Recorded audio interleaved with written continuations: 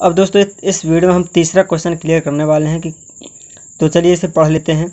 किसी परेड में 616 सदस्यों वाली एक सेना यानी कि आर्मी की टुकड़ी को 32 सदस्यों वाली एक आर्मी बैंड के पीछे मार्च करना है यानी कि चलना है।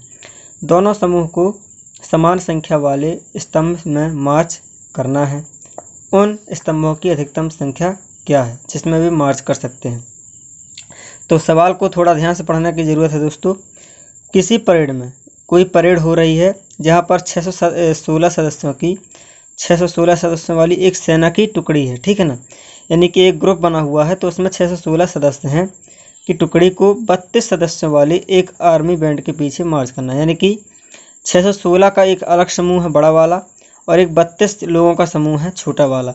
तो छोटे यानी कि 32 लोगों के समूह के पीछे पीछे 616 सदस्यों वाले ग्रुप को चलना है। तो एक आर्मी बैंड के पीछे मार्च करना है। दोनों समूहों को समान संख्या वाले स्तंभों में मार्च करना है, ठीक है ना।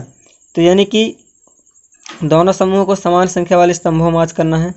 तो एक कोई स्तंभ है यानी कि लाइन वगैरह बनी होगी तो वहीं स्तंभ में मार्च करना है यानी कि आगे पीछे चलना है। तो उन स्तंभों की अधिकतम संख्या ज्ञात कीजिए जिसमें भी मार्च कर सकते हैं। तो चलिए अब इसे हल करते हैं। तो चैनल पर नया है तो चैनल को सब्सक्राइब करके घंटे के बटन को दबा लेना ताकि दोस्तों मेरे सभी वीडियोज़ की नोटिफिकेशन या फिर सभी वीडियोज़ की अपडेट्स आपको टाइम से मिलती रहेंगी। तो चलिए फिर वीडियो को स्टार्ट करते हैं। तो हल करके दिया है, क्या दिया है दोस्तों सवाल में आपको, 100 का आर्मी बैंड आगे चलने वाला 32 सदस्यों का आर्मी बैंड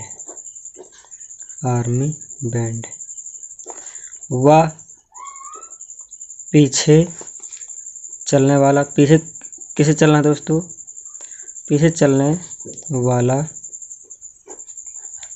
616 सदस्यों की टुकड़ी, ठीक है ना। तो यहाँ पर लिखेंगे हम यूक्लिड विभाजन प्रमेय से, यूक्लिड विभाजन एल्गोरिथम से A बराबर BQ प्लस R, यानी कि अब इसे डिवाइड करना है तो हमें अलग से पेज में डिवाइड करना है, इसे यहीं पर डिवाइड नहीं करना है, केवल यहाँ पर हमें लिखना है, ठीक है ना। तो मैं चलिए कर लेता हूँ। 616 32 का भाग करेंगे इसमें तो कितने बार जाएगा, 32 से कम 32, क्योंकि 2 बार जाएगा तो ज़्यादा हो जाएगा। तो यहाँ पर 11 में 2 घटाएंगे 9 आएगा और यहाँ पर 4 घटाएंगे तो 2 आएगा 29, फिर यहाँ पर 6 और 32 का हम टेबल पढ़ेंगे कितने बार कि 296 तक जाए, तो हम 9 बार पढ़ सकते हैं। तो यहाँ पर अब ये 16 में 8 जाएगा 8, फिर यहाँ पर 0 0 आएगा।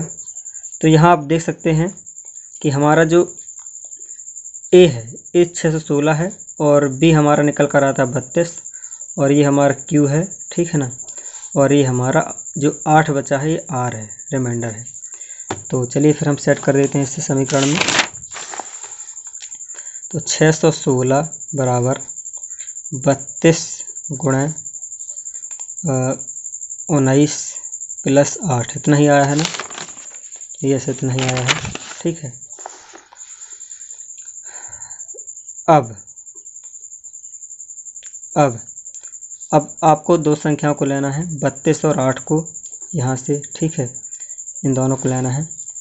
32 व 8 में यूक्लिड विभाजन प्रमेय से,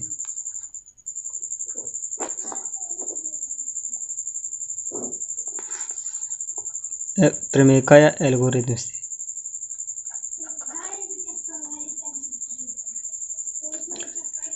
तो अब आपको 32 को A मानना है, इसे आपको A मानना है, ठीक है ना। और इसे हम B मान के चलेंगे तो हम डिवाइड करेंगे, ठीक है। तो 32 इज इक्वल टू कितना होगा, यदि हम 8 को 32 को 8 से डिवाइड करते हैं तो कितना आएगा, 8 × 4, फिर रिमाइंडर अपना 0 बचेगा, ठीक है ना। जब शेषफल 0 आ जाए तो जो यहाँ भाजक होगा वही हमारा HCF होता है, ठीक है ना। तो हम यहाँ लिख सकते हैं अतः